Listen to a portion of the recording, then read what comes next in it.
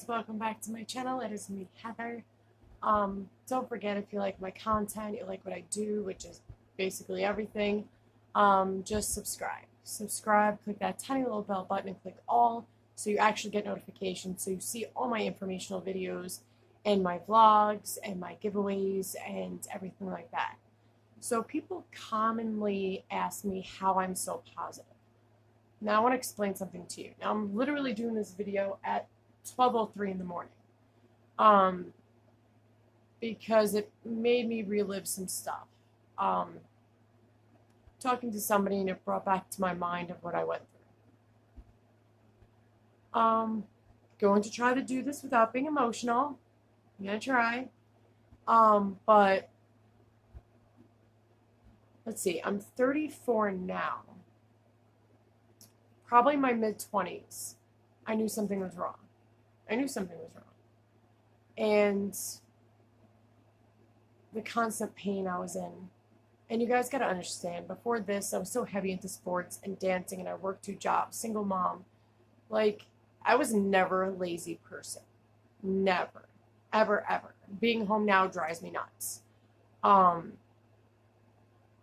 I'm going to try to make this quick. I saw many rheumatologists. Many. And they all told me the same thing. Oh, you're young. It could be a false negative. It could be a false positive. It could be this. It could be this. Maybe it's just in your head. Now, I heard this. Every doctor I saw. Problem is with autoimmune is it's like the wind, like I tell you guys before. And for anybody that's new here, rheumatology is like the wind. You can't see it, but you can feel it. And for doctors, they can't see it. You go to emergency room, they fix broken bones and things that they can visually see. You can't see when someone's in a flare-up with an autoimmune. You can't see any of that. And blood tests are not always right, and they cannot solely base a diagnosis on blood work because it could be wrong. Problem is, I don't even know why they go by blood work, because you can have false negative, you can have false positive. Now, I get it for the first couple doctors I saw, because I get it. I know how rheumatology works. It's like throwing a dart at the dartboard. It's very hard to diagnose autoimmune. It could take up to 5 to 6 years. Sometimes, most times, it's undetected. Some doctors just ignore people. And, if doctors are watching this, I hope you learn something. One, not to treat your patients like shit. Just stop. It's their voice, their mind, their health, their life. And if you don't know what you're doing, have them see another doctor. Now, I saw many doctors, especially in Albany Med, a few closer to me, but when I went to Albany Med, there was this one doctor that was really good. He knew something was wrong. He knew something else was wrong. His superior, his attending, told him, oh, I think it's just fibromyalgia. We'll just diagnose her with that. He knew something was else, because when the guy left the room, he was like, can I keep your journals? I want to go over your pain journals, because I tell you guys pain journals, but he's like, something's not adding up. It's just not. By the way, just a quick of me telling you guys what happened. I never had fibromyalgia. I was misdiagnosed because they were uneducated. I actually have small fiber neuropathy, which is done by a biopsy. It's 2 biopsies, one on opposite ends of the body, and they let you know you can die from it. It is the small fiber nerves inside your body, organs, everything throughout your body that moves it and keeps it going. It can affect your brain. I don't know if you guys saw me break down and cry in front of you, me finding that out recently, but check that video out if you want to see that. Not my best. I'm a hot mess in that video, just a heads up. But that doctor that actually cared went to Stony Brook. And I was bummed because he was a really good doctor. And it sucks that, sorry I have an itch, guys. Random. It sucks that he left. It really does. And I've noticed that I lose a lot of good doctors because of the facilities they work at are all political. All they care about is money and insurance and not treating. Every doctor that has left me, not purposely, but because they were tired of the facility, tired of the place they were working for, because they just wanted to treat the patients and help them. And there was too much bullshit and political shit to cut through. Every doctor, I'm telling you right now, I've lost about 11 doctors in just 2 years from the same reason in all different facilities. Because hospitals and, clinics only care about money and insurance. And I get you have to pay for things and all that, but you should treat your patient. Stop with this hurry up and get it done in 15-minute bullshit. Because our lives are worth more than 15 damn minutes. Like, that's bullshit. How are you supposed to have somebody waited a year to see your ass? They get 20 minutes at max and they're being rushed and they're forgetting things and they do all that. So I tell people, write everything down. Get a notebook, write down questions, everything that you want to know. Because I'm tired of being treated like crap through the medical system. And the reason why I care so much is because nobody should have gone through what I went through. I went through 5 to 6 years of fucking hell of being told that it's in my head. Now I'm letting you know an A&E tilter test is a blood test telling you what category, if you're positive, what category of autoimmune section you would be in, and you're numbered. 9 times, 9 different doctors, I tested positive for the nuclear pattern, which is the only disease for that pattern is scleroderma. And my number kept rising every time they tested it, which means I was getting worse. Now, one of the girls I ended up arguing with, she's one of the people I called when I got diagnosed to put that in her face. She was like, you just have way too many symptoms. There's just too many. Chick, have you ever heard of a multi-tissue connective disorder? Hi, my name is Heather. I'm about to school you. A multi-tissue connective disorder means you have multiple connective tissue autoimmune disorders. You know how many I have, honey? More than what you can count on one hand. So yeah, you can have multiple symptoms. It doesn't have to be, you only have one disease. And if anybody had common sense with autoimmune, you would know that normally if you have one, you normally have another with it. That is like 70% of cases, if not more.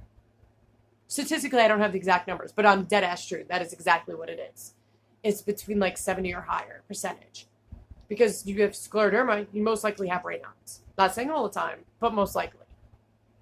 A big portion of the people I talk to with scleroderma all have Raynaud's, which is an autoimmune disorder. And see, Albany Med is a teaching hospital, which so is a lot of hospitals I go to or been to. And what it is the student doctor or the doctor that just came about comes in, they research you, they check everything, they do whatever, then the attending comes in. And then he teaches them. Now, this snotty ass from hell, I don't even think the doctor liked her. She was like, yeah, I don't think there's anything wrong with her. And he goes, I can look at her hands and tell you right now she has lupus. She's like, well, how do you even see that? And he goes, first of all, you need to check your attitude. You're in front of your patient. You are to care. People like her shouldn't even be in the medical field at all. She shouldn't. And what's crazy is that he was trying to teach her. He was trying to have her understand. I'm not going to go through details, but he was trying to get her to understand. And then he left her with me. And I looked at her. I'm like, you don't think you can have multiple symptoms? Why would I lie? Why would I want to waste my life, waste my time sitting here, waiting for 6 months to see your fucking dumb bitch of an ass? Sorry, guys. I'm a little salty. But how do you expect that? Like, why would you think I would want that? It's like they think everybody's a drug addict. Well, you think rheumatology is a way to go for drugs? Are you kidding me? We get autoimmune suppressants, cancer medication, and we die. Seriously? Seriously, bro. And not everybody with an autoimmune is going to end up dying early or whatever. It's not even what I'm saying. Making a point. I wouldn't pick autoimmune rheumatology for a field if I wanted drugs. Like, that's so stupid. People are just stupid. I think that they go by statistics. Oh, this person's young, so they're going to want drugs. Or, oh, this person's young, they can't have that problem. Like, oh, my gallbladder. Oh, statistically, it's just your gallbladder would be fine, statistically. Well, honey, if everybody was the same, we wouldn't need, multiple doctors. We wouldn't need to be diagnosed. We would all be on the same medications because we would all be the same. Throw your statistics, throw it out the window, because I was going to tell you somewhere else to put it, but I'm going to keep it somewhat PG-13. I went through freaking hell to be diagnosed. You know how many years, guys? And when they make you feel like it's in your head, And they tell you, oh, you're making it up. Because I've had doctors say that. They're like, you look good. How can you even feel like that? What does my outside have anything to do with my inside? I don't understand that. Explain that to me like I'm a fucking idiot. My insides filled with scleroderma issues and lupus issues and many other issues. But because I look okay, I'm healthy. How does that make any sense? Look at people who have cancer. They look fine. They get diagnosed as stage 4 cancer. And then they end up dying because they were too late diagnosed. Because they looked fine, right? After when I went through what I did, I cared so much about protecting people. And I don't need to know you to care. I'm not that type of person. Going through what I went through gave me so much empathy for people and so much care that hearing people when they email me and their stories really makes me sad and makes me cry because I wish I can help them and I wish I could be there for them and I wish I can go with them to the doctors and be their voice and be there for them. We all need somebody. Sorry guys, I got cut off. I need a better device. But we all need somebody in our immediate circle that will advocate for us if something, God forbid, happens to us and we cannot advocate for ourselves. But I care so deeply for people because I know what it's like to be tossed away, ignored, and suffer through pain day after day while trying to take care of kids and trying to not get depressed. I was so heavily depressed where I thought about committing suicide. I was going to see one last doctor before I gave up. Okay, I'm trying this on another device. But I was truly going to give up. I saw my last doctor. He sent me to the good doctor I have, and they diagnosed me within a couple of minutes. He's like, I don't understand what was hard for them to just say you have scleroderma. He goes, I can look at your skin on your legs and your torso and automatically tell you that you have scleroderma.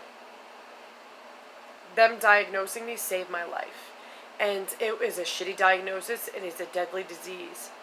But when you've waited so long and some doctors have just messed with your brain to make you feel like you're mental or you're crazy or you're making it up, and I went through a great deal of depression because of those doctors, and I will do anything to save someone else's life and help them get to where they need to be and know how to be in a better place. And maybe everything happens for a reason. Maybe because of what I went through, it's going to help somebody else. I don't really know. That's why I help people. But I genuinely care so deeply about people that I just want to help them. Because nobody deserves to suffer the way I did. And the depression I felt and, feeling so alone and feeling like nobody cares. And being treated like I'm just a piece of crap. But it's all because it's like I didn't speak up much. And eventually it came to the point where I did.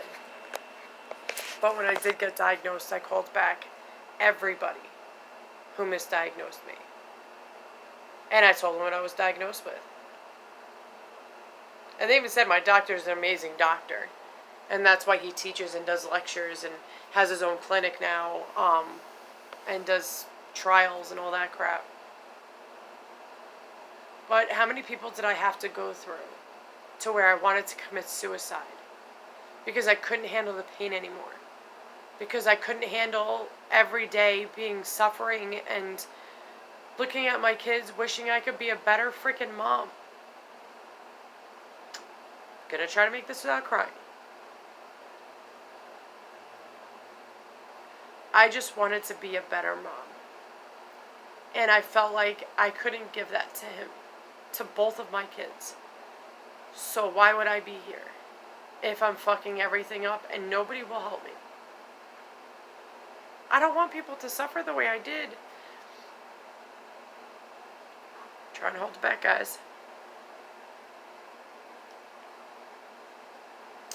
What I went through, no human being should suffer through. Nobody should be treated like that badly by doctors, and there are good doctors out there. There really are, because I do have good doctors now. But it took a hell of a time to find them. But they are out there. You just have to get through the shit ones first. And I'm going to help you do that. Because I don't want anyone to suffer. I don't want to hear people go through the same shit I do, and I just wish there weren't such bad people in the world.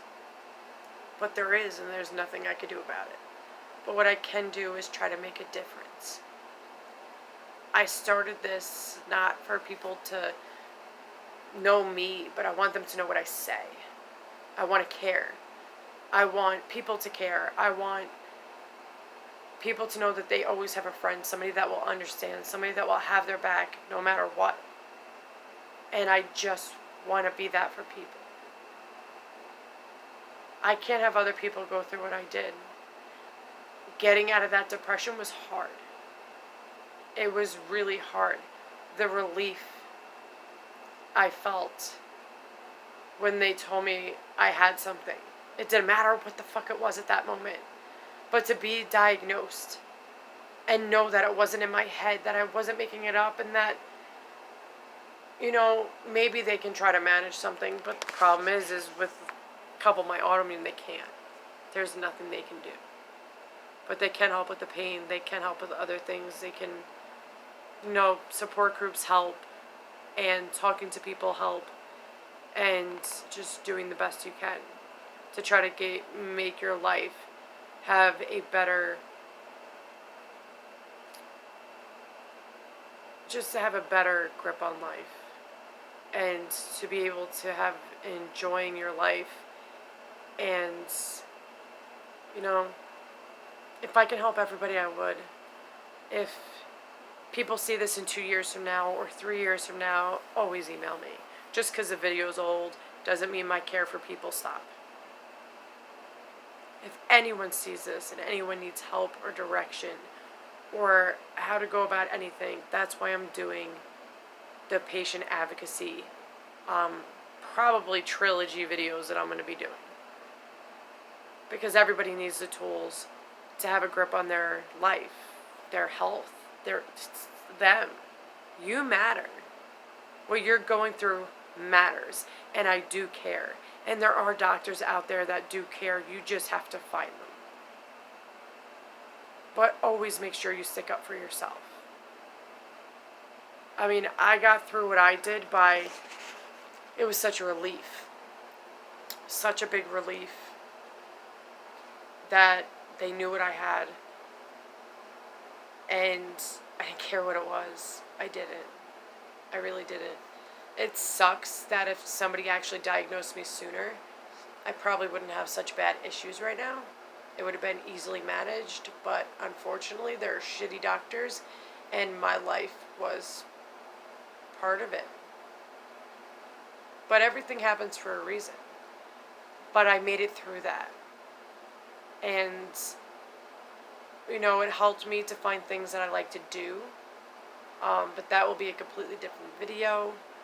But I care because of what I went through. I didn't always care so deeply. Like, I always cared about people, but I never cared as deeply as I do now. And when you go through some messed up shit, you don't want other kids to suffer. Like kids, moms, dads, brothers, sisters, friends, cousins, anybody. Strangers, I don't care. Nobody should suffer and be ignored. And always stand up for yourself. And just realize, don't give up on yourself. Because you matter. What you're going through matters.